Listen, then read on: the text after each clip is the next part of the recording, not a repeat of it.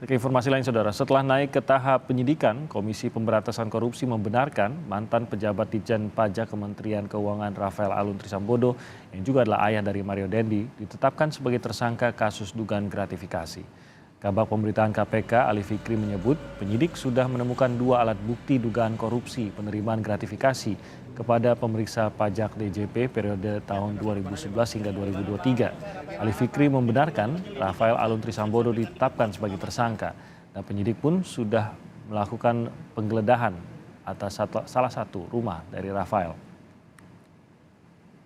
Bukan setidaknya 2 alat bukti dalam dugaan korupsi. Jadi ada peristiwa pidana korupsinya telah kami temukan terkait dengan dugaan korupsi penerimaan sesuatu oleh pemeriksa pajak ya, pada Direktorat Jenderal Pajak Kementerian Keuangan tahun 2011 sampai dengan 2023. Dugaan korupsi penerimaan sesuatu oleh pemeriksa pajak ya, pada Direktorat Jenderal Pajak Kementerian Keuangan tahun 2011 sampai dengan 2023 gitu ya. Saya kira teman-teman sudah tahu konstruksi singkat dari perkara ini, saya kira ya. Sehingga proses penyidikan ini kami pastikan sudah ada tersangkanya ya. Penegasan aja Pak, berarti itu Pak ya, Rafael Alun sudah ditetapkan. Nah itu sudah disampaikan. Kita akan pantau perkembangan kasus ini bersama jurnalis Kompas TV Francisco Donasiano yang berada di Gedung KPK Jakarta. Pagi, Sisko. Setelah ditetapkan sebagai tersangka, apakah sudah ada kepastian terkait penahanan tersangka Rafael Alun?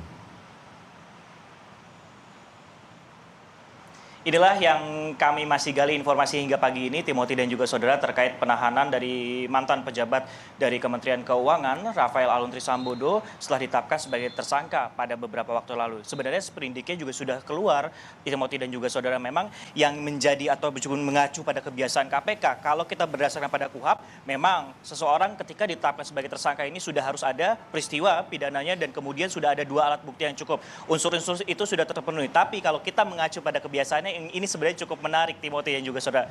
Biasanya pihak KPK atau lembaga Komisi Anti Rasuah ini akan menggelar konferensi pers terhadap awak media dan menampilkan tersangka terkait masalah dugaan korupsi dan juga nantinya disertai dengan pemaparan juga barang bukti yang dalam suatu bentuk konferensi pers dan nantinya juga akan dilakukan penahanan. Namun yang ini cukup berbeda sehingga memang masih kami nantikan juga keterangan pers secara resminya oleh pihak KPK, oleh para pimpinan KPK terkait proses penahanan dan juga konstruksi perkaranya secara lengkap. Karena kalau kemarin ataupun secara singkatnya juga sudah dijelaskan oleh kepala bagian pemberitaan KPK Ali Fikri adalah konstruksi singkatnya adalah penerimaan sesuatu oleh pemeriksa pajak pada Ditjen Pajak di Kemenku pada periode 2011-2023. Dan ini memang kami masih nantikan juga berapa total kerugian negara yang dihasilkan dari dugaan korupsi ini dan juga nantinya proses penahanan. Karena biasanya nantinya konstruksi perkara secara lengkapnya akan dihasilkan seperti itu dan siapa-siapa saja orang ataupun juga penerima dari dugaan korupsi ini juga akan disampaikan. Sehingga memang masih panjang waktunya dan juga masih kami nantikan proses penahanan tersebut, Timothy dan juga saudara. Namun yang bisa kami lihat memang dari Rafael Alun Trisambodo ini sudah diperiksa setidaknya 2 kali kalau dari pantauan kami. Pertama pada awal Maret 2023 dan pada pertengahan kemarin bersama dengan istrinya. Dan untuk nantinya proses ataupun juga selanjutnya juga memang dari pihak KPK ini menjelaskan tidak menutup kemungkinan ada pihak-pihak lain yang akan diperiksa sebagai saksi untuk tersangka Rafael Alun Trisambodo. Timothy. Tapi belum ada yang terjadwal sejauh ini ya, Sisko ya?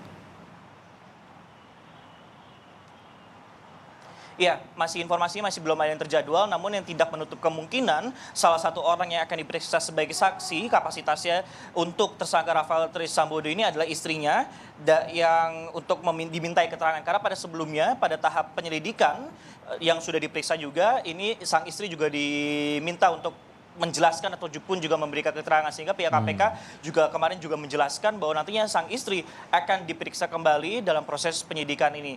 Tentunya sejumlah hal yang memang kami nantikan adalah berapa total ataupun juga konstruksi perkara dari kasus korupsi ini. Karena kalau kita lihat sebelumnya KPK telah menggeledah rumah dan menemukan sejumlah barang mewah. Kemudian juga ada ditemukannya safe deposit box di salah satu perbankan plat merah yang ada di Indonesia ini, yang juga cukup menarik. Jumlahnya memang masih dihitung, tapi nominal kasar ini sekitar 37 miliar rupiah. Apakah ini akan bertambah ataupun juga berkurang?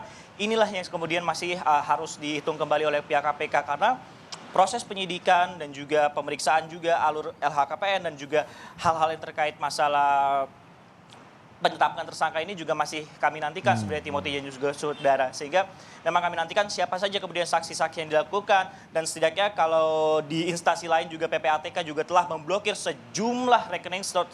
Diinformasikan terakhir ada 40 lebih rekening yang kemudian dilakukan pemblokiran terkait dengan pusaran kasus dugaan korupsi penerimaan sesuatu di periode 2011-2023 ini. Sehingga memang kasus ini masih panjang, apakah nantinya ada tersangka-tersangka lain. Karena kita juga ada hal menarik sebenarnya, Timothy, bahwa untuk menutupi kemudian harta kekayaan ini memang melibatkan nomini ataupun juga orang-orang mulai dari keluarga ataupun juga kerabat seperti itu, agar harta yang kemudian dilaporkan di LHKPN ini tidak tercermin seluruhnya seperti itu, Timothy.